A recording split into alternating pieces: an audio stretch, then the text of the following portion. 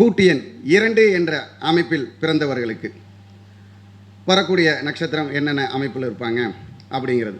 அதாவது சதயம் நட்சத்திரம், சுவாதி நட்சத்திரம், பூரட்டாதி நட்சத்திரம், பூராடம் நட்சத்திரம், ரேவதி நட்சத்திரம், ஆயில்ய நட்சத்திரம்.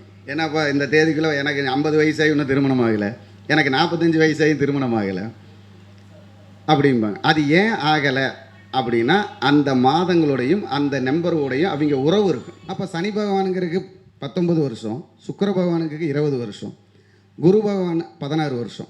அப்போ அதுக்கடுத்தது குரு பகவான் தான் அங்கே வந்து உட்காரு. அப்போ 50 வயசுங்கிறப்ப நம்ம 54 வயசு வரைக்கும் உள்ள குரு பகவான் எடுக்கிறோம்.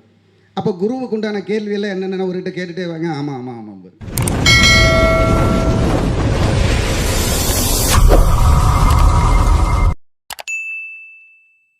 திரு குரு மணிகண்டன் ஐயா அவர்கள் இப்பொழுது நம்முடைய 34வது மாதாந்திர கருத்தரங்கத்தில் ஒரு சிறப்புரையாற்றுவார். ஐயா அவர்களை வருக வருக என்று வரவேற்கின்றோம். என்னை பெற்றெடுத்த என் தாய் தந்தையருக்கும் என் நன்றியையும் அவர்கள் பாதகமலம் தொட்டு, எனக்கு இந்த கலையை கற்றுத்தந்த அனைத்து குருமார்களின் பாதகமலம் தொட்டு, அவையில் அமர்ந்திருக்கும் அனைத்து குருமார்களின் பாதகமலம் தொட்டு, ஜோதிட ஆர்வலர்களையும் ஜோதிட ஆசான்களுக்கும் நன்றியை சொல்லி, இப்போ பார்த்திங்கன்னா நான் இந்த பிறந்த தேதி ஒருத்தருக்கு திருமணம் நடத்துமா, பிறந்த தேதி திருமணத்தை உறுதியாக சொல்லுமா, பிறந்த தேதியில் எப்படி நமக்கு வரக்கூடிய வரனுடைய நட்சத்திரத்தை கண்டுபிடிப்பது, அதாவது நம்ம பிறந்த தேதியை வச்சு வரக்கூடிய நட்சத்திரம் உறவுகளாக வரக்கூடியது, நமக்கு நடந்திருக்கக்கூடிய நல்ல சுபகாரியங்கள் எந்தெந்த மாதங்களில் நடக்கும், எந்தெந்த உறவுகள் நமக்கு துணை செய்வாங்க, அதெல்லாம் நம்ம எப்படி கண்டுபிடிக்கிறது, அதை எப்படி கண்டுபிடிக்கலாம் அப்படின்னு எனக்கு தெரிஞ்சதை யாருக்கும் சொல்லித்தரல, பகிர்ந்துக்கிறேன். சரிங்களா?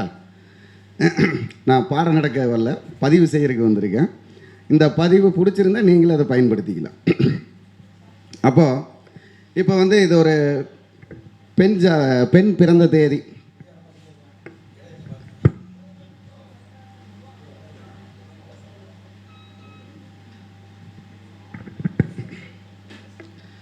அப்போது இந்த பெண் 12/6/1987 பிறந்திருக்காங்க. இந்த 12/6/1987 கூட்டுறப்போ 34 வரும். 34ங்கிறது பொதுவாக 7. அப்போது இந்த பொண்ணுக்கு நம்ம ஒரு திருமணத்தோடைய அமைப்பில் யார் வரனா வருவாங்க, யார் எப்படி வருவாங்க அப்படின்னு நம்ம சொல்லணும். இல்லை, ஃபஸ்ட்டு திருமணம் ஆகுமான்னு சொல்லணும். அதை எப்படி சொல்லலாம் அப்படிங்கிறது தான். இப்போ பொதுவாக அவங்க பிறந்திருக்கிறது 12/6. இந்த 12ங்கிறது நமக்கு சந்திர சூரியனை குறிக்கக்கூடியது, 6ங்கிறது சுக்கிரனை குறிக்கக்கூடியது, அதுக்கடுத்தது சூரியன், அதுக்கடுத்தது செவ்வாய், அதுக்கடுத்தது சனி பகவான், அதுக்கப்புறம் கேது பகவான். அப்போது இங்கே முன்னாடி நமக்கு மங்கள கிரகம்னு சொல்லக்கூடிய 2 கிரகம் வந்துருச்சு. எப்படி? குருவும் வந்துட்டார், 3ங்கிறது இது 2 சேர்த்துனீங்கன்னா குருச்சந்திர யோகம். சந்திரன் சூரியன் தான் குருவை தரக்கூடியவர். ஏன்னா சந்திரங்கிறது தாய், சூரியங்கிறது தந்தை. அப்போ அந்த 6ம் 10ம் சேர்ந்தா 16. அப்போ இந்த 16ங்கிற குழந்தையை தரும். அப்போ இந்த 3ஆம் தேதி பிறந்தவங்களோட அமைப்பில் பார்த்தீங்கன்னா அந்த தாய்மை உணர்வு அந்த பொண்ணுக்கு இருக்குது அப்படிங்கிறது நம்ம தேதி சொல்லிடுது. அப்போ இந்த தேதியிலேயே தான் நிறைய பேர் பிறந்திருப்பாங்க. இதில் எல்லாத்துக்கும் இப்படி ஆகுமானா அதுக்கு விளக்க பின்னாடி சொல்கிறேன். அதே மாதிரி 6ங்கிறது சுக்கிரன். அப்போ குருவுக்கு பின் சுக்கிரன் கலத்தரத்தை தருவார். எப்படி? குருவுக்கு பின் இருக்கும் சுக்கிரன் கலத்தரத்தை தருவார். அப்போ அதில் ஒரு பிரச்சனை வராது. அப்போ இந்த பொண்ணுக்கு திருமணம் ஆகும். சரி, அதுக்கடுத்தது சூரியன். சூரியன்கிறது நமக்கு வரத்தை தரக்கூடியது. தெய்வம் தானே வரம் தரும். நம்ம 5ஆம் இடம் தானே சூரியன், அதுதானே குலதெய்வம். அப்போ சூரியங்கிறது வரத்தை தரக்கூடியது. அதுக்கடுத்தது செவ்வாய். செவ்வாய்ங்கிறது மங்களத்தை தரக்கூடியது. அதுக்கடுத்தது சனி பகவான். சனி பகவான்கிறது வாழ்க்கையை தரக்கூடியவர், ஜீவனம். அதுக்கப்புறம் கேது, அதில் பொறுமையை தரக்கூடியவர். அப்போது இதெல்லாம் கூட்டுறப்போ 34ன்னு வருது. அப்போ தைரிய வீரியம் ஜெயிக்குது. 3ங்கிறது தைரிய வீரியம், 4ங்கிறது சுகம். அப்போ அங்கே தைரிய வீரியம் சுகம் அனுபவிக்கக்கூடிய ஆள். இது இந்த எண்ணிக்கைக்கு உண்டான பலன் நாம் சொல்லியிருக்கோம். அதுக்கப்புறம் இதில் எப்படி அதை வந்து நம்ம அந்த கட்டத்தோட ஒரு ஜாதக கட்டத்தோட எப்படி இணைக்கிறது அப்படிங்கிறது. அப்போ முதல்ல 1 2 வந்திருக்கா, அதுக்கு 1 2 இணைக்கிறோம். அதுக்கப்புறம் 6 வந்திருக்கா, அதுக்கப்புறம் 6 இணைக்கிறோம். அதுக்கப்புறம் பார்த்தீங்கன்னா மீண்டும் 6, அந்த 6க்கு 6 நாம் இணைக்கிறோம். அப்போ இந்த இடத்துல பார்த்தீங்கன்னா 2ஆம் இடமும் 7ஆம் இடமும் பலமாயிருது. ஜாதகத்தில் 2ஆம் இடமும், அதாவது காலச்சக்கரத்துக்கு 2ஆம் இடமும் 7ஆம் இடமும் பலமாயிருது. அந்த பொண்ணுக்கு வந்து மிதுன லக்னம், இந்த ஜாதகிக்கு மிதுன லக்னம். அப்போ மிதுன லக்னத்துக்கு நமக்கு 2ம் 6ம் பலமாயிருது. ஏன்னா இந்த 2ஆம் இடத்துக்கு இந்த 6ஆம் இடம், லக்னத்துக்கு 7ஆம் இடம். அப்போ இங்கே எண்ணிக்கையில் வந்துடுது, 3ங்கிறது ஃபஸ்ட்டே வந்துடுது. அப்போ பலமாயிருது. அப்போது இந்த மாதிரி கட்டத்தை, அந்த தேதிக்கு பிறந்த கட்டத்தை இணைக்கணும். தேதிக்கு பிறந்த கட்டத்தை இணைக்கிறப்போ இவங்களுக்கு குடும்ப உறவு, அதே மாதிரி இவங்களுடைய கணவனாக வரக்கூடிய உறவு, அதே மாதிரி இவங்களுக்கு என்னென்ன மாதத்தில் ஒரு சுப நிகழ்ச்சி நடக்கும் அப்படிங்கிறதெல்லாம் இந்த கட்டம் சொல்லும். அதை நீங்கள் ஜாதகத்துலேயும் சொல்லலாம், தனிப்பட்ட முறையிலையும் நம்ம வந்து அதை ப்ராக்டிக்கலாக நம்ம ப்ராக்டிஸ் பண்ண ஜாதகம் பார்க்காம சொல்லலாம். அப்போ பார்த்தீங்கன்னா இந்த கூட்டு எண்ணிக்கை 34ன்னு வந்ததுக்கு வந்து நான் சொல்லிட்டேன், 3ங்கிறது தைரிய வீரியம், 4ங்கிறது சுகம், அதை அனுபவிக்கக்கூடிய பாக்கியம் இருக்குது. அப்போ இந்த கட்டத்தை இணைக்கிறப்போ இவர்களுக்கு வரக்கூடிய பேர் வந்து நமக்கு என்ன நட்சத்திரமாக வருவாங்க அப்படின்னு நான் வந்து உங்களுக்கு சொல்கிறேன். அப்போ நம்ம வந்து கலத்தரத்தை சுக்கரன்னு சொல்கிறோமா, கலத்தரத்தை சுக்கரன்னு சொல்கிறோம். இந்த சுக்கரனுக்கு 7ஆம் வீடு இங்கே மங்களம்னு சொல்லக்கூடிய செவ்வாய் வர்றாரா, அப்போ அவங்களுக்கு கலத்தரை வந்து விருச்சிக ராசியில் வருவாங்க அப்படின்னு சொல்லலாம். அப்போ இந்த விருச்சிக ராசியில் என்னென்ன நட்சத்திரம் இருக்கோ அது எங்கெங்கே பயன்பெறுதோ அந்த ராசியெல்லாம் நம்ம சொல்லலாம். அப்படி சொல்கிறப்ப பொதுவாக அவங்களுக்கு புதனுடைய நட்சத்திரம் வருவாங்க, செவ்வாயுடைய நட்சத்திரம் வருவாங்க அப்படிங்கிறத நம்ம சொல்லலாம். அதை உறுதியாக சொல்கிறது எப்படின்னா, நம்ம கொஞ்சம் ப்ராக்டிஸ் பண்ணி எடுக்கிறப்போ டக்குன்னு சொல்லிடலாம். அந்த தேதியை வச்சுக்கிட்டு நமக்கு இதில் வந்து பிறந்த நேரம் வேண்டாம், ராசி கட்ட வேண்டாம், இதெல்லாமே வேண்டாம். அது மட்டும் தெரிஞ்சிருந்தால் போதும், கிரகத்தையும் நட்சத்திரத்தையும் தெரிஞ்சிருந்தால் போதும் சொல்லலாம். அப்போது இந்த பெண்ணுடைய அமைப்புக்கு வந்து பார்த்திங்கன்னா இந்த மாதங்கிற 6ஆம் இடம் இங்கே சுக்கிரனுடைய வீடு. அந்த சுக்கிரன் வந்து பார்த்திங்கன்னா கரெக்டாக உங்களுக்கு அவங்க ஜாதகத்தில் சுக்கிரன் இங்கேயே இருப்பாங்க, இதே இடத்துல இருப்பாங்க, ரிஷபத்திலேயே. அப்போ அந்த சுக்கிரனுக்கு 7ஆம் இடமான 9ஆம் இடம் இங்கே 12ஆம் இடம். சுக்கிரனுக்கு 12ஆம் இடம் செவ்வாயா, அங்கே அந்த 9 வந்து இங்கே வந்து வருஷத்தில் இருக்கா. அப்போ அந்த 12ஆம் இடத்தை எடுத்துக்கிட்டால் அந்த செவ்வாயுடைய வீட்டில் தான் அயன சைன சுகத்தை அனுபவிக்கணும். அப்போ அந்த செவ்வாயுடைய வீட்டில் உள்ள நட்சத்திரத்தில் தான் அவங்க சுகத்தை அனுபவிக்கணும். அப்போ இங்கே கூட்டினா 34 வந்துச்சா, இந்த 3ங்கிறது வந்து இங்கே காலச்சக்கரத்துக்கு நம்ம எடுத்துக்கிறோம். அவங்களுக்கு 2ஆம் இடமா தனம் வாக்கு குடும்பத்தை எடுத்துக்கிறோம், காலச்சக்கரத்துக்கு தைரிய வீரியம்னு எடுத்துக்கிறோம். அப்போ இந்த புதனுடைய நட்சத்திரத்தில் தான் அவங்க அந்த சுகத்தை அனுபவிக்கணும். அப்போ இந்த புதனுடைய நட்சத்திரம் இந்த விருச்சிகத்தில் என்ன இருக்குது, கேட்ட நட்சத்திரம். அப்போ அவங்களுடைய கணவர் கேட்டை நட்சத்திரம். அதே மாதிரி ஒரு ஜாதகத்தை பார்க்கும்போது ஒரு ஃபேர் இப்படி சொல்ல முடியும் அப்படின்னு இது ஒரு மாடல் விளக்கத்தை சொல்லிட்டு, இப்போ எந்தெந்த கூட்டு எண்ணிக்கைக்கு எந்தெந்த நட்சத்திரம் உறவாக வரும், நமக்கு வந்து எந்தெந்த நட்சத்திரத்துக்கு என்னென்ன மாதம் திருமண பாக்கியங்கள், சுப பாக்கியங்கள், சுப நிகழ்ச்சிகள் நடக்கும், அதே மாதிரி என்னென்ன கூட்டு எண்ணிக்கைகளுக்கு என்னென்ன வரும்னு இப்போ நான் உங்களுக்கு அங்கே நின்று விளக்க சொல்கிறேன். இது ஒரு விளக்க பாடம் போட்டு காமிச்சேன்.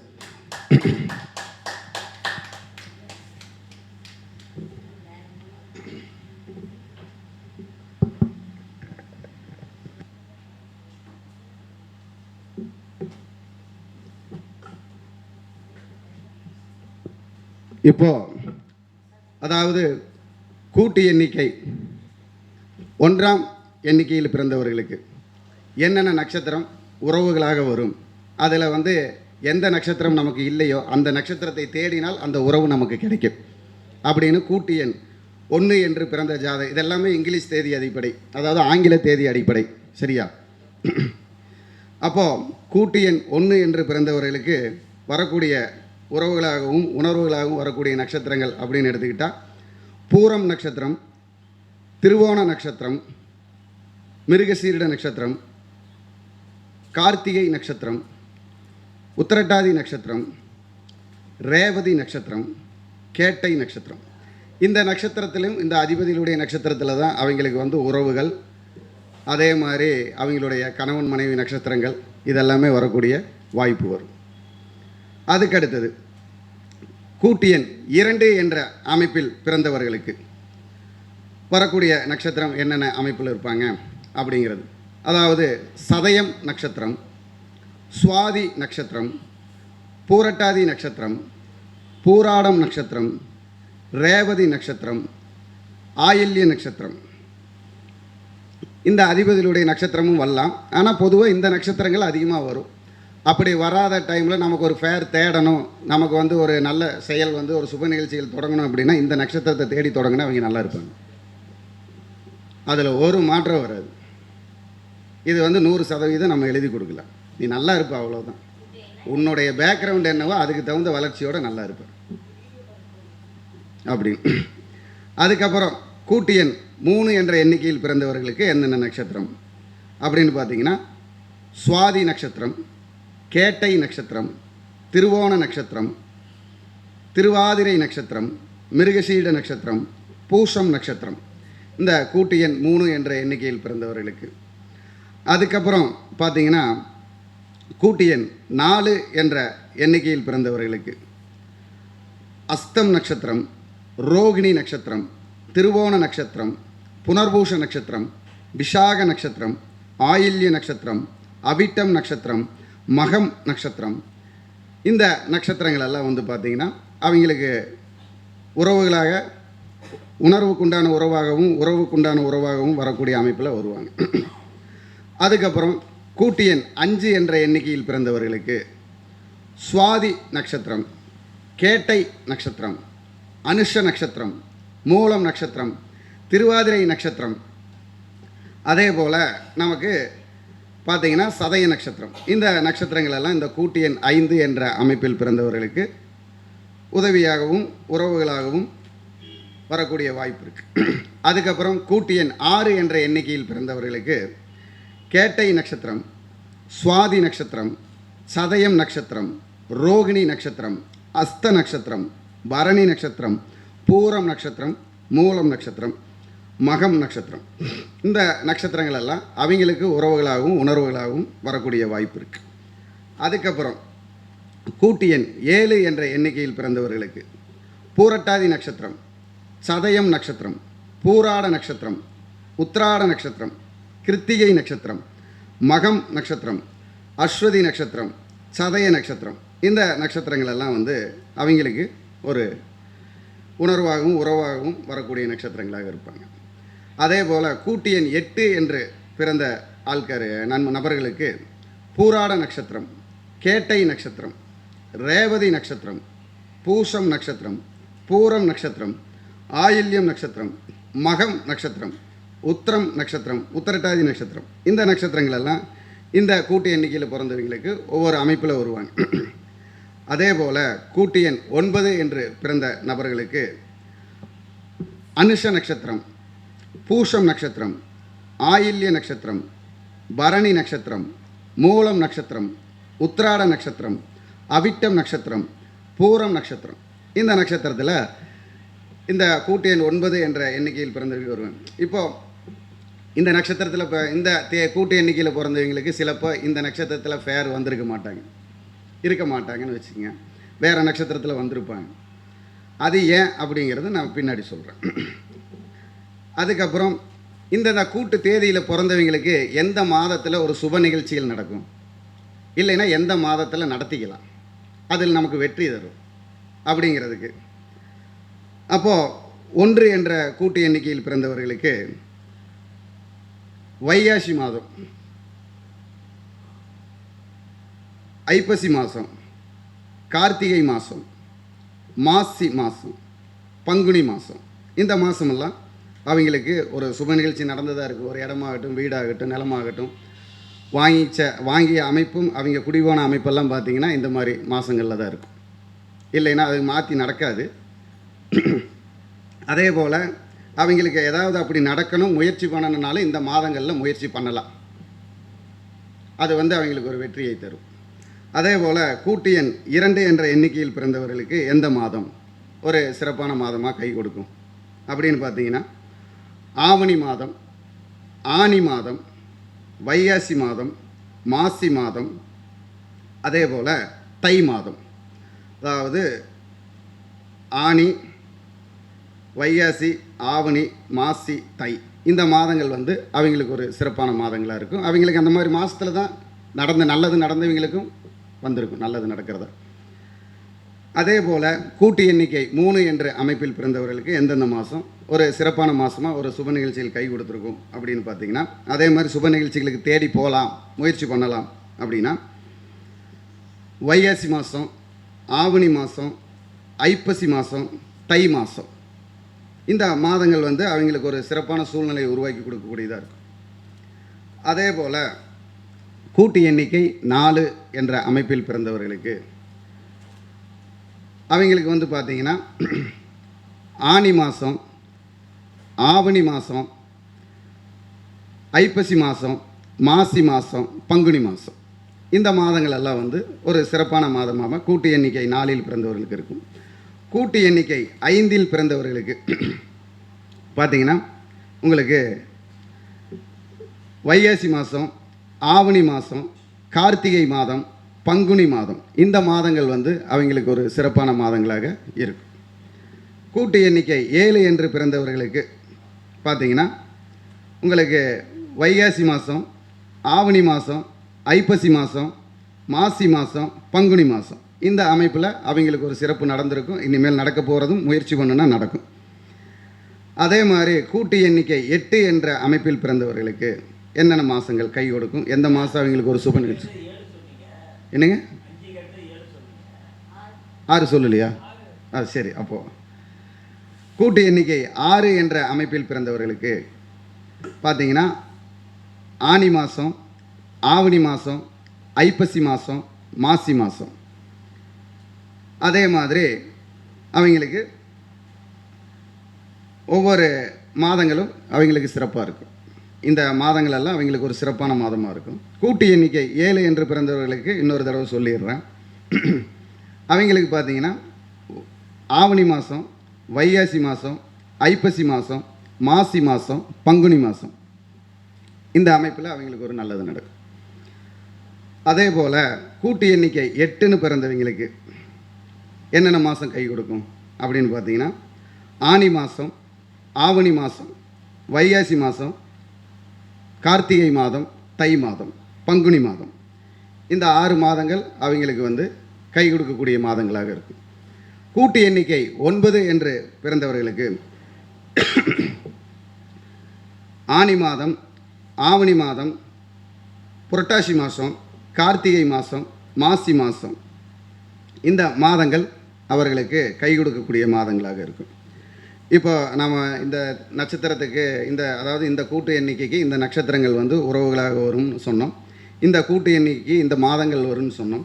இப்போது இந்த கூட்டு எண்ணிக்கையில் பிறந்தவர்களுக்கு இந்த வயதில் திருமணமாகும் அப்படின்னு சொல்கிறேன். அப்போது கூட்டு எண்ணிக்கை 1 என்று பிறந்தவர்களுக்கு பெண்களுக்கு எத்தனை வயசுக்குள்ளே திருமணம் நடக்கும் அப்படின்னு பார்த்தீங்கன்னா, 19 வயசுலேருந்து 22 வயசுக்குள்ளே திருமணம் நடக்கும். ஆண்களுக்கு எத்தனை வயசில் திருமணம் நடக்கும் அப்படின்னு பார்த்தீங்கன்னா, 23 வயது முதல் 33 வயதுக்குள் திருமணம் நடக்கும். அதாவது கூட்டு எண்ணிக்கை 1.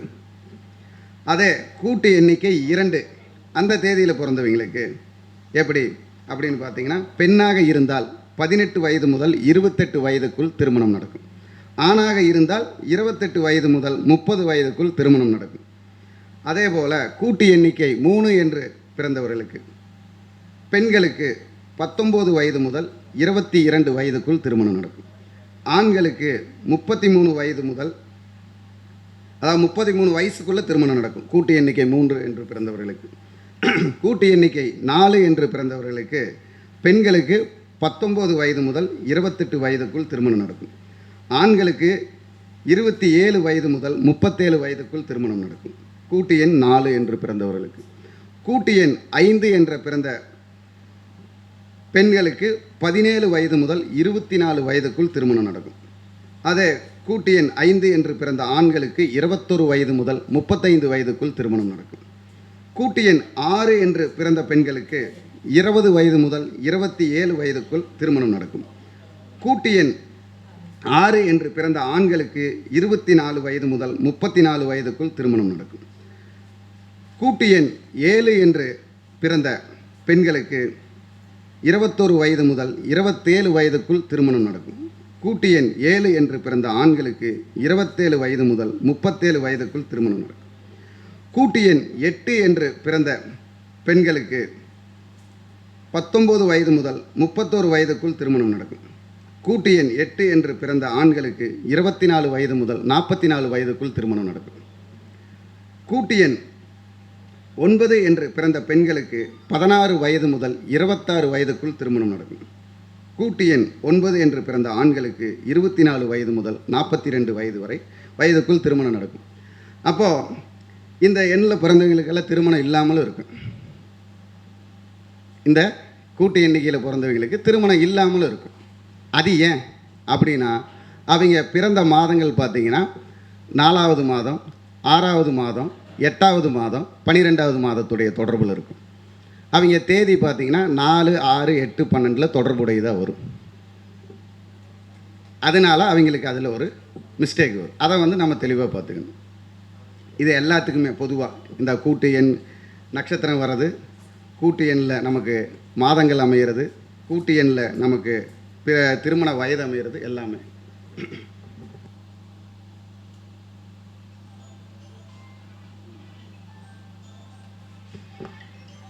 அப்படிங்கிறப்போ இதனால தான் நமக்கு அந்த நேரத்தில் தவறு நடக்கிறது. இப்போ எத்தனை பேர் இந்த தேதியில் பிறந்தவங்க திருமணம் இல்லாமல் இருப்பாங்க? அவங்க கேள்வி கேட்பாங்களே, ஏன்னாப்பா இந்த தேதிக்குள்ளே எனக்கு 50 வயசாகி இன்னும் திருமணம் ஆகலை, எனக்கு 45 வயசாகி திருமணம் ஆகலை அப்படிம்பாங்க. அது ஏன் ஆகலை அப்படின்னா, அந்த மாதங்களோடையும் அந்த நம்பரோடையும் அவங்க உறவு இருக்கும். அந்த மிஸ்டேக் தான் அங்கே மிஸ் அண்டர்ஸ்டாண்ட் பண்ணுறோம். அப்போ அது எதனால், அதை எப்படி தீர்வு பண்ணுங்கிறதெல்லாம் நம்ம அவங்க வந்த நேரத்தில் உள்ள தேதியும் அன்னைத்த தேதியும் அவங்க வந்த நேரமும் அந்த நேரத்தையும் கணக்கு போட்டு அதுக்குண்டான தீர்வை காணணும். அப்போது அந்த தீர்வில் தான் நமக்கு அது உறுதியாக சொல்ல முடியும். அதே போல் இப்போ இந்த மாதிரி நம்ம போர்டு போட்டிருக்கோம். இப்போ இந்த போர்டில் பார்த்திங்கன்னா இது நான் தேதி போட்டதுக்கு தகுந்த மாதிரி காலச்சக்கரத்தில் தான் நோட் பண்ணியிருக்கேன். காலச்சக்கரத்துக்கு தான் நோட் பண்ணியிருக்கேன். அந்த தேதிக்கு மாதிரி நான் நோட் பண்ணலை. இப்போ அவங்க லக்கணத்துக்கு மாதிரி, அதாவது அவங்க ஜாதகத்துக்கு லக்கணத்துக்கு தேவை மாதிரி நான் நோட் பண்ணலை. இது காலச்சக்கர லக்கணத்துக்கு தான் நோட் பண்ணியிருக்கேன். ஆனால் நம்ம நோட் பண்ண வேண்டியது எப்படி அப்படின்னு பார்த்தீங்கன்னா, அவங்க பிறந்த தேதியோடைய அமைப்புக்கும் அவங்க லக்கணத்துக்கு ஜாதகத்தையும் எண்கணிதத்தையும் சேர்த்து அவங்க லக்கணத்திலிருந்து நோட் பண்ணணும். இப்போ இதே தேதிக்கு அது மிதுன லக்கணம், அந்த லக்கணத்திலேருந்து 6ஆம் வீட்டு கரெக்டாக டச் பண்ணிங்கன்னா அதே விருச்சிக ராசி வரும். எப்படி அந்த மிதுன லக்கணம் ஆகுதுங்க. நான் ஏன் அவங்களுடைய ஃபுல் டீட்டெயில் டைமெல்லாம் போடலை அப்படின்னா, இப்போ நிறைய பேர் கூப்பிட்டு கேட்க ஆரம்பிச்சிட்டாங்க, ஏங்க அப்படி தேதி இதெல்லாம் போடாதீங்க, நீங்கள் ஊர் பேர் இப்போ மாற்றி சொன்னாலே எங்களை தான் சொல்கிறீங்கன்னு எங்களுக்கு தெரியுதில்ல அப்படின்னு கேட்க ஆரம்பிச்சிட்டாங்க. அதனால் நான் பொதுவாக போட்டு சொல்லியிருக்கேன். இப்போ அவங்களுக்கு 39 வயசு, அவங்களுக்கு கல்யாணம் ஆகி எல்லாம் இந்த அமைப்பில் தான் ஆகிருக்கு. அவங்களுடைய உறவுகள் இப்போ நம்ம சொன்ன இந்த நட்சத்திர அமைப்பில் தான் எல்லாமே இருக்காங்க. அப்போது அதனால தான் நான் அவங்களுடைய நேரம் இதெல்லாம் போடலை. அப்போது நம்ம கண்டுபிடிக்க வேண்டியது இன்னொரு சப்ஜெக்டில் எப்படின்னா, இப்படின்னு நான் உங்களுக்கு சொல்கிறேன். அவங்களுடைய பிறந்த மாதம், பிறந்த தேதி, அதுக்குண்டான அந்த கிரகங்கள் அமைப்புலையும் கூட நம்ம செக் பண்ணலாம். இப்போ அதை 2, 1, 3ன்னு போட்டு நம்ம 3க்கு அடுத்தது 3, 3க்கு அடுத்தது 6, 6க்கு அடுத்தது 6 ஜாயின் பண்ணிங்கனால அவங்க குடும்ப உறவு அப்படியே வந்துடும். ஏன்னா இதெல்லாம் நம்ம போய் புதுசாக கண்டுபிடிச்சதெல்லாம் இல்லை, ஆல்ரெடி எங்கேயோ இருந்தது. நமக்கு அதை எப்படியோ யோசிக்கிறப்போ நமக்கு கிடைக்கிது. யாரோ ஒருத்தர் உணர்த்துறாங்க. இதை யாரோ ஒருத்தர் உணர்த்தாமல் கண்டுபிடிக்க முடியாது. ஏன்னா ஜோதிடங்கிறதே உணர்த்துறது தான். ஏதாவது ஒரு விஷயம் நான் கண்டுபிடிச்சிட்டேன்னு சொன்னால் அது நான் கண்டுபிடிச்சதே கிடையாது. இதில் மட்டும் ஏன்னா இதுக்கு மேலே பயங்கரமாக கண்டுபிடிச்சி அவங்க அப்போவே சொல்லி வச்சுட்டு போயிட்டாங்க. இன்றைக்கி அதை தேடி தேடி தான் நம்ம புதுசாக சில விஷயத்தை எடுக்கிறோம். அப்போது இந்த மாதிரி எல்லாம் கூட எடுக்கலாம். அதை எப்படி எடுக்கிறதுன்னு கூட ஒருக்க நான் உங்களுக்கு காமிக்கிறேன்.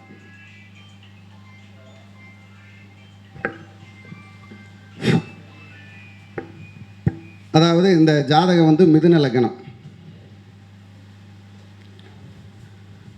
அப்போது நம்ம ஒன்றை எடுக்கணும். இங்கே ஒன்று இருக்கா, லக்னங்கிறது 1, அடுத்தது 2, அதுக்கப்புறம் பார்த்தீங்கன்னா இந்த 2ங்கிற தனவாக்கு குடும்பத்தில் நமக்கு வந்து இந்த 6ஆம் இடத்துக்கு இணையக்கூடிய 6ங்கிற மாதத்துக்கு இணையக்கூடிய நட்சத்திரம் என்ன இருக்குன்னு பார்க்கணும்.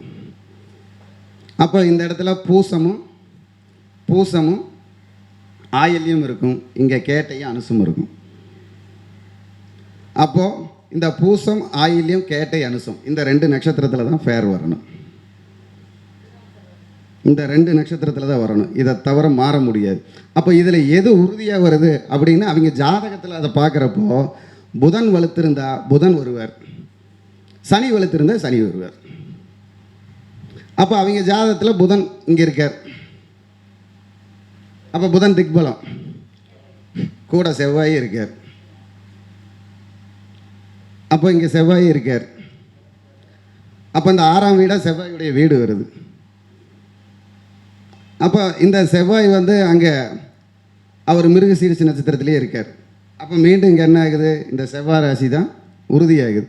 அப்போ இது கடந்து போகுமா? இப்போ நம்ம இதை சொன்னதுக்கு மேசத்தை சொல்லலாமே, ஏன் மேசத்தை சொல்லலை அப்படின்னா, மேசத்தில் புதனுடைய நட்சத்திரம் இல்லை. அதை நல்லா தெரிஞ்சுக்கணும். மேசத்தில் புதனுடைய நட்சத்திரம் இல்லை, மேசத்தில் சனியுடைய நட்சத்திரம் இல்லை. இதை தெரிஞ்சுக்கணும். இதை தெரிஞ்சோம்னா அழகாக நம்ம இதுதான் உறுதியான்னு சொல்லிடலாம். இதில் இருக்கிற சப்ஜெக்டில் இருக்கிற ஒளிஞ்சிருக்கிற சின்ன சின்ன ரகசியம். அப்போது இந்த தேதி 34ன்னு வந்திருக்கு, சிலவங்களுக்கு 43ன்னு வரும். இதை நம்ம 43ஆவும் இதை சொல்லலாம். மொத்தமாக கூட்டுறப்ப 43ன்னு எடுக்கலாம், 2 எழுத்தை கூட்டுறப்ப 34ன்னு எடுக்கலாம். இந்த 43 34ன்னு வர்றப்போ அந்த இடத்துல என்ன வரும் அப்படின்னா, இதை கூட்டுறப்ப 7 ஆயிடுச்சா, அந்த இடத்துல ஒரு சின்ன குழப்பம் வரும் திருமணத்தில். அப்போது இது காதல் திருமணமாக இருக்கிறதுக்கு வாய்ப்பு இருக்குது. ஏன், 7ங்கிறது கேது. அப்போ அவங்க ஜாதகத்தில் அந்த கேது கெட்டிருந்தார் அப்படின்னா அது உறுதியாக காதல் திருமணம். இல்லை அப்படின்னா திருமணத்தப்போ பிரச்சனையாகி திருமணம் நடந்தது அப்படின்னு சொல்லலாம். இல்லைன்னா இந்த மாதிரி முன்னாடி கொஞ்ச நாள் பேசிட்டு அப்புறம் கல்யாணம் பண்ணிக்கலாம், டெஸ்ட்டு பண்ணுறது. இல்லைன்னா அவங்கள டெஸ்ட்டு பண்ண வச்சு கல்யாணம் பண்ணுறது. அந்த மாதிரி ஒரு சின்ன சின்ன திருப்பங்களோட திருமணம் நடக்கும். அதே போல் இந்த 44ன்னு வர்றதும் அப்படி தான். திருமண டைமோ திருமணம் ஆனதுக்கப்புறமும் ஒரு சங்கடங்களை சந்தித்து தான் வருவாங்க. அப்போ அதெல்லாம் வந்து அவங்க ஜாதகத்தில் நம்ம இன்னும் கிரக வலிமையும் பார்த்தோம் அப்படின்னோம்னா, நம்ம கண்ணை மூடிட்டு இந்த நம்பர் மட்டும் எழுதிட்டு சொல்லிகிட்டே இருக்கலாம். இப்போ நான் அந்த மாதிரி தான் இப்போ கூப்பிட்ற நேரத்தை வச்சு கேட்குறோம். இப்போ ஒரு 10:34 கூப்பிட்டியா? இந்த 10:34ங்கிறது 10ங்கிறது ஜீவனம், கர்மம், தொழில், 3ங்கிறது தைரிய வீரியம், 4ங்கிறது சுகம். அப்போ இந்த 3ங்கிற சுகத்தை 4ங்கிற இடத்துல, 4ங்கிறது வீடுங்கிறது குடும்பம் இருக்கிற இடம். அப்போ இந்த 10ங்கிறது வேலையால், அந்த 4ங்கிறது 7ஆம் இடமா 10ஆம் இடத்தை பார்க்குது. அப்போ அங்கே வேலையால். அப்போ வீட்டில் இருக்கிற வேலைக்காரியை நீ கல்யாணம் பண்ணி உன்னை விட்டு போயிட்டாளா அப்படிங்கிற. அப்போ இதையெல்லாம் நம்ம யோசித்து இந்த சிந்தனையில் எடுக்கிறப்ப தான் கிடைக்கும். அப்போ அதில் என்ன பண்ணோன்னா அதையே யோசிச்சுக்கிட்டு இருக்குன்னு ஒரு சிலர் கேட்பாங்க, எங்கே இப்போ நான் கூப்பிட்டு நேரத்துக்கு டக்குன்னு சொல்லுப்போம் அப்படிம்பாங்க. என்கிட்ட ஒரு 2-3 ஜோதிடர் என்னை கூப்பிட்டுட்டு இந்த மாதிரி சொன்னாங்க. அப்போ நான் அவங்ககிட்ட சொன்னேன், ஜோதிடராக இருந்துட்டு நீங்கள் இந்த வேலையை பண்ணக்கூடாது அப்படின்னு. எப்படி? நான் 40 வருஷமாக அதில் இருக்கேன் அப்படின்னாரு. நீங்கள் 50 வருஷம் கூட இருங்க அப்படின்னு. தப்பு கிடையாது, ஆனால் நீங்கள் ஜோதிடத்துறைக்கு லாய்க்கில்லை அப்படின்னு. ஒரு சக ஜோதிடரை வாழ முடிக்காத ஒரு ஜோதிடரா கிடையாது. உங்ககிட்ட ஜோதிடர் ஜாதகம் பார்க்க வராங்கன்னா உங்கள் ஜோதிட தொழிலுக்கு தகுந்த காணிக்கை நீங்கள் வாங்கிட்டு பாருங்கள், அது தவறு கிடையாது. ஆனால் ஒருத்தரை ஏளனம் செய்தால் உங்களை ஏளனம் செய்கிறதுக்கு 10 பேர் இருப்பாங்க. அதை ஏன் போய் பண்ணுறீங்க? அப்போ என்கிட்ட கேட்டார், உங்களுக்கு சொல்லணுன்ட்டு இல்லை, எனக்கு வாடிக்கையில் உங்கள்கிட்ட அப்படி கேட்கணும் அப்படின்னா எனக்கு பணம் கட்டி வாங்க, இல்லைன்னா என்கிட்ட படிக்க பணம் கட்டி வாங்க அப்படின்னு. ஏன்னா ஒரு நேரத்தில் இந்த 34ங்கிறத நான் பாவகமாக எடுப்பேன், ஒரு நேரத்துக்கு கிரகமாக எடுப்பேன், ஒரு நேரத்துக்கு காலையில் நேரத்துக்கு எடுக்கிறப்போ இதை வந்து 3ஆம் இடமா எடுப்பேன், சாயங்கால நேரத்துக்கு எடுக்கிறப்போ இது 3 7 7ஆம் இடமா எடுப்பேன். இது எனக்கு தான், அதை நான் அப்படித்தான் வகுத்து வச்சுருக்கேன். அந்த வகுக்கிறது கழிக்கிறது எடுக்கிறது என்கிட்ட கேட்டு என்கிட்ட பழகினதுன்னு தெரியும். நான் போட்டு பார்த்தேன் எனக்கு வரலைன்னா நீங்கள் போட்டு பார்த்தது வந்துட்டு அப்புறம் அதை நான் கற்றுக்கிட்டதுக்கு என்ன அர்த்தம்? அப்போது அந்த மாதிரி நிறைய கேள்வி கேட்குறவங்களுக்கு நான் சொல்கிறேன், யாரையும் யாரும் வெல்லுறதுக்கோ பிடிக்கிறதுக்கோ இல்லை. அவங்க தொழில், அவங்க வாழ்கிறது, அவங்க வாழ்க்கை. இதை எல்லாரும் செய்கிறது வாழ்வாதாரத்துக்காகத்தான். காசே வேண்டான்னு சொல்கிறவரும் காணிக்கை வாங்குறாருன்னா அவருக்கு ஒரு செலவு இருக்குன்னு தானே அர்த்தம். இன்றைக்கி செலவு இல்லாமல் எந்த செயலையும் செய்ய முடியாதில்ல. அப்போது அதை புரிஞ்சுக்கணுங்கிறதுக்காக சொல்கிறேன். எனக்கு அறிவு அதிகமாக இருக்குது, நான் குப்பை தான், குப்பையிலிருந்து தான் சில மாணிக்கங்கள் கண்டுபிடிச்சி எடுக்கிறாங்க. அவர் சொல்லிட்டார், சேத்துல தான் செந்தாமரை வருன்னு. அப்போது இந்த மாதிரி விஷயங்களெல்லாம் நம்ம எல்லாத்துக்கும் சொல்லி கொடுக்குறீங்க, நாம் உணரணும்ல. அதுக்காக சொல்கிறேன். என்ன எத்தனை பேர் மறைச்சாலும் என் வெளிச்சம் எவ்வளோ தூரம் போகுதோ அவ்வளோ தூரம் போயிட்டே இருக்கும்.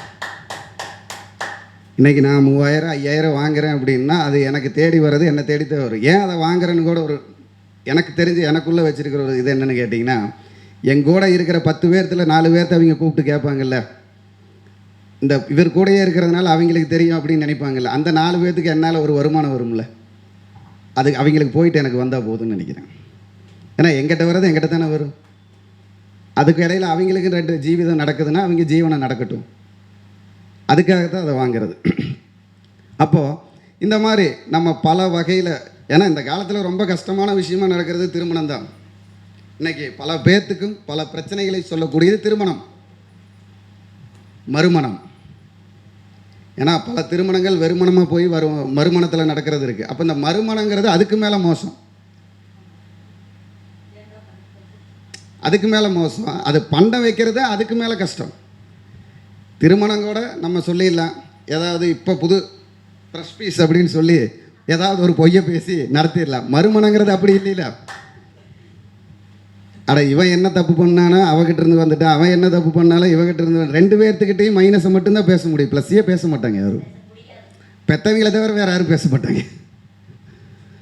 அப்போது அதையெல்லாம் எப்போ நடக்கும் எப்படி நடக்குன்னு யாருனால ஒருத்தர்னால சொல்ல முடியும்னா ஜோதிடர்களால் மட்டும்தான் சொல்ல முடியும், வேறு யாருனாலையும் சொல்ல முடியாது. அதில் இன்னும் கொஞ்சம் துல்லியமாக நம்ம உள்ளே போய் அதை படித்து ரெடி பண்ணி நம்ம அனுபவித்து தெரிஞ்சுக்கிறப்போ அது எத்தனை நாள் எப்படி என்ன ஏதுங்கிற வரைக்கும் சொல்லலாம். இது ரஜினி ஒரு படத்தில் சொல்கிற மாதிரி, வாழ்கிற நாள் தெரிஞ்சிருச்சுன்னா சாகிற நாள் தெரிஞ்சிருச்சுன்னா வாழ்கிற நாள் நரகமாயிருங்கிற மாதிரி, எப்போ பிரிவுன்னு தெரிஞ்சிருச்சுன்னா இன்றைக்கி சேர்றதுக்கு சங்கடப்படுவோம். அந்த மாதிரி இப்போ இது ஒரு உங்களுக்கு புது சப்ஜெக்டாக இருக்கலாம். இந்த சப்ஜெக்ட் வந்து எனக்கு தெரிஞ்ச அளவுக்கு இப்போ நான் ஒரு புரிகிற அளவுக்கு சொல்லியிருக்கேன், போட்டு எடுத்துக்கலாம். அப்போ வரவங்களுக்கு வந்து நம்ம வந்து குடும்ப உறவுகளை கேட்குறது கூட ஈஸியாக கேட்டுடலாம். இந்த நட்சத்திரத்தில் தான் உங்கள் வீட்டில் ஆள் இருப்பான்னு கேளுங்க, ஆமான்ருவாங்க. ஒன்றும் இல்லை, ஒரு நண்பர் எனக்கு கூப்பிட்றப்ப 50 வயசு, 50 வயசு, இந்த 50 வயசை வச்சுக்கிட்டு பலன் சொல்லலாம். எத்தனை வயசு? 50 வயசு. 50 வயசுக்கு உண்டான கிரகங்களுக்கு வயசு எடுக்கணும். அப்போ 50 வயசுங்கிறப்ப அனுபவ வயசாயிருது. இந்த அனுபவ வயசில் அனுபவ கிரகம் யார்? சனி பகவான் அனுபவ கிரகம், சுக்கிர பகவான் அனுபவ கிரகம், குரு பகவான் அனுபவ கிரகம். அப்போ இதில் யாரை சேர்த்தணும் அப்படிங்கிறத நம்ம எடுத்துக்கணும். அப்போ சனி பகவானுங்கிறதுக்கு 19 வருஷம், சுக்கிர பகவானுக்கு 20 வருஷம், குரு பகவான் 16 வருஷம். அப்போ அதுக்கடுத்து குரு பகவான் தான் அங்கே வந்து உட்காரு. அப்போ 50 வயசுங்கிறப்ப நம்ம 54 வயசு வரைக்கும் உள்ள குரு பகவான் எடுக்கிறோம். அப்போ குருவுக்கு உண்டான கேள்வியெல்லாம் என்னென்ன ஒருகிட்ட கேட்டுகிட்டே வாங்க. ஆமாம் குரு என்னத்தை பண்ணுவார்? 50 வயசில் குழந்தை குட்டி இருந்தால் கல்யாணம் பண்ணணும்னு நினைப்பார், குடும்பத்தில் கடன் இருந்தால் கட்டணும்னு நினைப்பார், குருவுக்கு உண்டானது தங்கத்தை வாங்கணும்னு நினைப்பார், இல்லைன்னா வச்சதை திருப்பணும்னு நினைப்பார். அப்போ அந்த குரு வீட்டில் இருக்கிற ஏதாவது நட்சத்திரம் அவர் வீட்டில் இருக்கு. அப்போ குரு வீட்டில் இருக்கிற நட்சத்திரமெல்லாம் கேளுங்க. குரு வீட்டில் என்னென்ன நட்சத்திரம் இருக்குது? மூல நட்சத்திரம் இருக்குது, பூராடம் இருக்குது, உத்திராடம் இருக்குது. இதில் எல்லாம் உங்கள் வீட்டில் நட்சத்திரம் இருக்குதான்னு கேளுங்க. அப்போ அந்த குருவுக்கு நேர் ஆப்போசிட்டில் இருக்கிற வீட்டில் இருக்கிற நட்சத்திரம் இருக்குதான்னு கேளுங்க. இப்போ இந்த குருவுக்கு இப்போ இந்த குருவுக்கு இந்த குருவை எடுத்துக்கணும். இப்போ வந்து நம்ம தனுசு குருவை பற்றி பேசிட்டு இருக்கோன்னா மீன குருவுக்கு நேர் ஆப்போசிட்டில் இருக்கிறது அவருடைய நட்சத்திர ராசியாக இருக்கும். பேசுகிறவருடைய நட்சத்திர ராசி கேட்டுடலாம். அந்த அஸ்தம் சித்திரை உத்திரம் உத்தர துண்டு பட்டதுனால உத்தரம் வர்றதுக்கு வாய்ப்பு கம்மியாக இருக்குது. அஸ்தம் சித்திரையை கேளுங்க ஆமான்று. இதுக்கு 4ஆம் இடம் அது தாய்மை. அப்போ அந்த தாய்க்கு பிறந்தவர் தான் இந்த நட்சத்திரத்தில் இருப்பார். இந்த தாய்க்கு பிறந்தவர் தான் இந்த நட்சத்திரத்தில் இருப்பார். ஏன்னா எந்த திசைக்கு எதிர் திசை வேலை செய்யுது பல ஜோதிட குருமார்கள் சொல்லி கொடுத்துருக்காங்க. அந்த எதிர் திசையை எந்த மாதிரியெல்லாம் எடுக்கலான்னு நாம் கற்றுக்குறோம், அவ்வளோதான். இப்போது இந்த ஜாதகிக்கு இது 9ஆம் இடம் தந்தை. அப்போ இந்த தந்தைங்கிற குரு இங்கே போய் உக்காந்துருக்கார் 10ல். அப்போ நம்ம என்ன சொல்ல, அப்போ தந்தை ஜீவனம் பண்ணுறவர்னு சொல்லிடலாம். தந்தை ஜீவனம் பண்ணுறவர். ஏன்னா அப்போ 9க்கு 10ல் போய் உக்காந்துருந்தா தந்தை ஜீவனம் பண்ணுறவர் தானே. அந்த வருமானம் வீட்டுக்கு கரெக்டாக வருமாங்கிறது அது உத்திரட்டாதியா ரேவதியா பூரட்டாதியாங்கிறத வச்சு சொல்லணும். அப்போ அந்த உத்திரட்டாதி ரேவதிங்கிறப்ப நம்ம இந்த இடத்த மட்டும் ஸ்கொயர் பண்ணி சொல்கிறப்ப என்ன சொல்கிறோம், பூரட்டாதியாக இருந்தால் கொஞ்சம் கொஞ்சமாக வருமானம் வரும். ஏன்னா பாதி இங்கே போயிடுதில்ல. உத்திரட்டாதியாக இருந்தால் கஷ்டப்பட்டு வருமானம் வரும். ரேவதியாக இருந்தால் புத்தினால் சம்பாதிப்பார். அவ்வளோதான் வித்தியாசம். இதை அந்த இடத்துல ஃபாலோ பண்ணி பேசணும்னா நம்ம ஜாதகம் சொல்லியாச்சு. அதிகமாக யோசிக்க தேவையில்லை. இந்த இடம் 12ஆம் வீடு, இந்த இடம் காலச்சக்கரத்துக்கு 12ஆம் வீடு. இந்த லக்கணத்துக்கு எத்தனை வீடாக இருக்கட்டும், காலச்சக்கரத்துக்கு 12ஆம் வீடு. உங்கள் வீட்டிலேருந்து வெளியூர் வெளிநாட்டுக்கு வேலைக்கு போயிட்டு வந்தீங்களுக்கு கேளுங்க. ஆமாம்பாங்க. ஏன்னா இந்த ஒரு ஜாதகத்தில் பிறந்தவங்களுக்கு 10ஆம் இடம் வரும் பொழுது அந்த வீட்டில் இருக்கிறவங்கள இந்த ஜாதகியை வெளிநாடோ வெளியூரை போய் தான் பொழைச்சிட்டு வரணும். அது சின்ன வயசு வந்ததுக்கப்புறமா கல்யாணம் ஆனதுக்கப்புறமா அதை கேட்கணும். அதை எப்படி கேட்கலாம் அப்படிங்கிறது தான். அப்போ இந்த ஜாதகிக்கு இங்கே புதன் செவ்வாய் வலுத்திருக்கு. இந்த செவ்வாய்ங்கிற அதாவது 11ஆம் அதிபதிக்கு 12ல் போய் இந்த சுக்கிரன் ஆட்சியாக இருக்கார். அப்போ என்ன ஆகும், இங்கே நமக்கு லக்னத்துக்கு 1 2 3 இந்த இடத்துல எல்லாம் கிரகம் இல்லை அங்கே ஜாதகத்துலன்னு வச்சுக்கிங்களா. அப்போ இந்த இடத்துல மட்டும்தான் இருக்குது. அப்போ இந்த புதனுங்கிற 10 இந்த செவ்வாய் 17 இந்த செவ்வாய்ங்கிறது 7. அப்போ இந்த 7 மட்டும் கழிச்சிட்டிங்கன்னா புதனுங்கிற 10 17ல் 7 போச்சுன்னா 10 10வது வரைக்கும் படிச்சிருக்கேன்னு கேட்டால் ஆமாம் அப்படிம்பாங்க. ஏன்னா நம்ம என்ன சொல்லுவோம், அதீத அறிவும்போம். புதன் செவ்வாய்னா அதீத அறிவு, கண்டுபிடிக்கக்கூடிய அறிவு. அப்போது இந்த அதீத அறிவில் இந்த இடத்துல எல்லாம் எந்த கிரகம் இல்லை அப்படின்னா அதீத அறிவை கொஞ்சம் பாதியோடு நின்றுச்சுன்னு அர்த்தம். அப்படி கேட்டிங்கன்னா ஆமாம்மா. அப்போ நம்ம கேட்டோம் ஆமான்ட்டாங்க. அப்போது அதிலிருந்து இந்த லக்னத்துக்கு இது 10ஆம் இடம் தொழில் ஸ்தானம். இந்த தொழில் தந்தைங்கிறது அந்த தொழிலுக்கு 12ல் இருக்கார் 9ஆம் இடம்.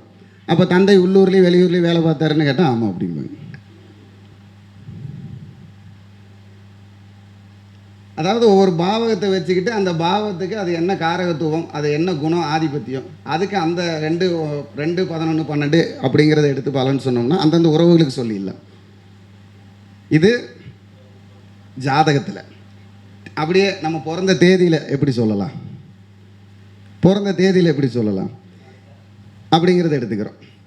இப்போ இந்த பிறந்த தேதியில் 12/6/1987 அப்படிங்கிறப்போ 3ங்கிற பணம் முன்னாடி இருக்குது, 6ங்கிற செல்வம் பின்னாடி இருக்குது.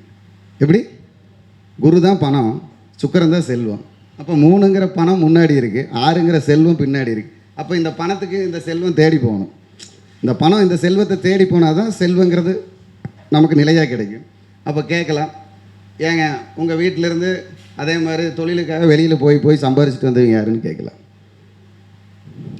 அதுக்கப்புறம் 9 1 10 லக்னங்கிறது சூரியன், 9ங்கிறது செவ்வாய், இது 2ம் சேர்ந்தால் 10. அப்போ தந்தைங்கிறவர் பணத்துக்காக வெளியில் போயிட்டு வந்தாரா?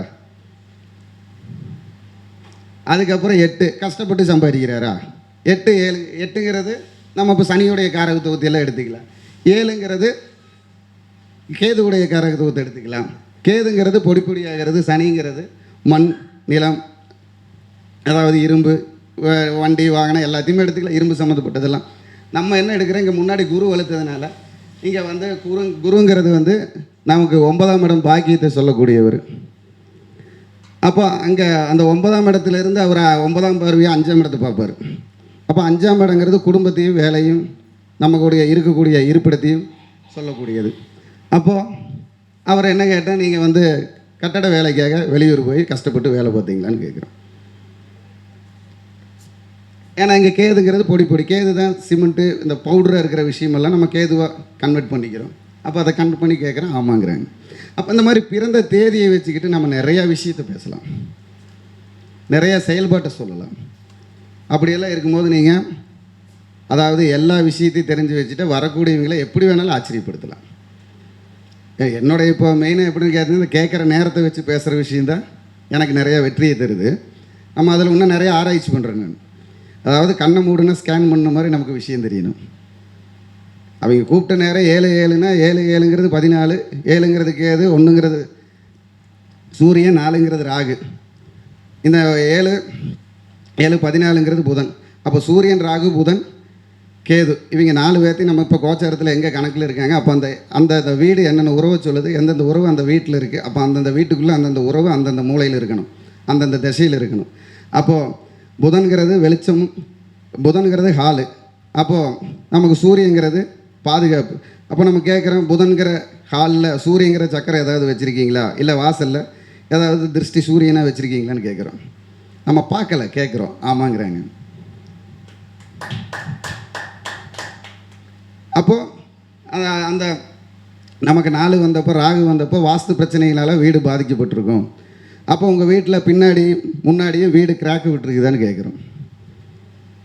நம்ம அங்கே போகல, இங்கேருந்து கேட்குறோம் ஆமாங்கிறாங்க. புதன்கிறது 5ங்கிறது புதன்கிறது கேட்டுன்னு எடுக்கிறேன் நான், மதில் சுமரு கேட்டுன்னு எடுக்கிறேன். அப்போ உங்கள் வீட்டில் ஒரு கேட்டு கீழே இறங்கி நிற்கிதான்னு கேட்குறோம். இது நம்ம கேட்குறேன்னு சொன்னதெல்லாம் கிரகம் சொல்லி தருதுன்னு சொல்கிறேன். நான் கேட்கல, கிரகத்தை நம்பி பதில் பேசுகிறேன்னு சொல்கிறேன். அப்போது இந்த மாதிரி நம்ம கேட்குறப்போ விஷயங்கள் நமக்கு வெற்றியை தரும். நமக்கு என்ன தோணுதோ அது நமக்கு ஒரு ஆள் சொல்லித்தராங்கன்னு அர்த்தம். ஃபஸ்ட்டு அந்த விஷயத்தை நம்ம வெளியில் சொல்லிடணும். தவறோ சரியோ அதை சொல்லிட்டா, தவறாக இருந்தால் அடுத்தது ஏன் தவறாச்சுங்கிறது அது உணர்த்தி தரும், சரி பண்ணிக்கலாம். ஆனால் சரியாக இருந்தால் ஏன் சொல்லலின்னு சங்கடப்படுவோம். அதை நம்ம சரியாக தான் யோசித்தோம் அப்படிங்கிற சங்கடம் வரக்கூடாது. அப்படிங்கிறதுனால நீங்கள் வந்து எனக்கு தெரிந்ததையும் நான் கற்று உணர்ந்ததையும் உங்களிடம் பகிர்ந்து கொண்டு இந்த வாய்ப்பு தந்த யோகநாத் குருஜி ஐயா, யோகவராகி சக்தி பீடம், எஸ்கே ஜோதிட வித்யாலயா இன்னும் பல கருத்தரங்கள் நடத்தி சிறப்பு பெற்று வாராகி அன்னையின் வாழ்த்துக்களுடன் வாழ வேண்டும் என்று இறைவனை பிரார்த்தித்துக் கொண்டு, எனது பெயர் குரு மணிகண்டன், பாலக்காடு, கேரளா. எனது மொபைல் நம்பர் 8835156556 8835156556. இப்போ வர ஆகஸ்ட் 23ஆம் தேதி நான் ஒரு ஜோதிட மாநாடு பாலக்காட்டில் வச்சுருக்கேன். இங்கே வந்திருக்கிறவங்களெல்லாம் தனித்தனியாக கூப்பிடுறதுக்கு பதிலாக எல்லாத்தையும் என் சொந்தங்களாக நினச்சி மொத்தமாக கூப்பிடுறேன். எனது மொபைல் நம்பரை தொடர்பு கொண்டு வர்றப்போ நீங்கள் வழி கேட்டிங்கன்னா நான் எல்லாம் சொல்லிடுவேன். மொதல் நாள் 22ஆம் தேதி தங்கறதுக்கு உண்டான வசதி பண்ணியிருக்கேன். 23ஆம் தேதி கலந்துக்கலாம். வர்றவங்கெல்லாம் கண்டிப்பாலும் வரணும்னு சொல்லி இறைவனை வாழ்த்தி மனதில் உங்களை நம்பி விடைபெறுகிறேன். வணக்கம். வாழ்க வளமுடன், வாழ்க வளத்துடன்.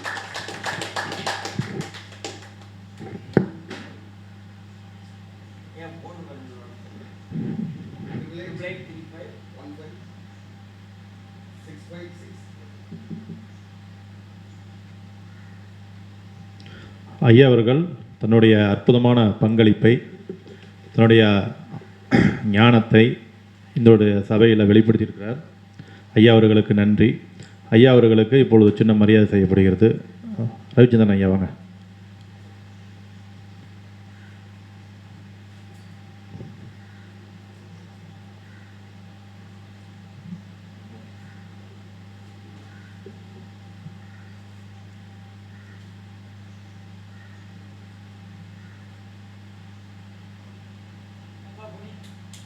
Muito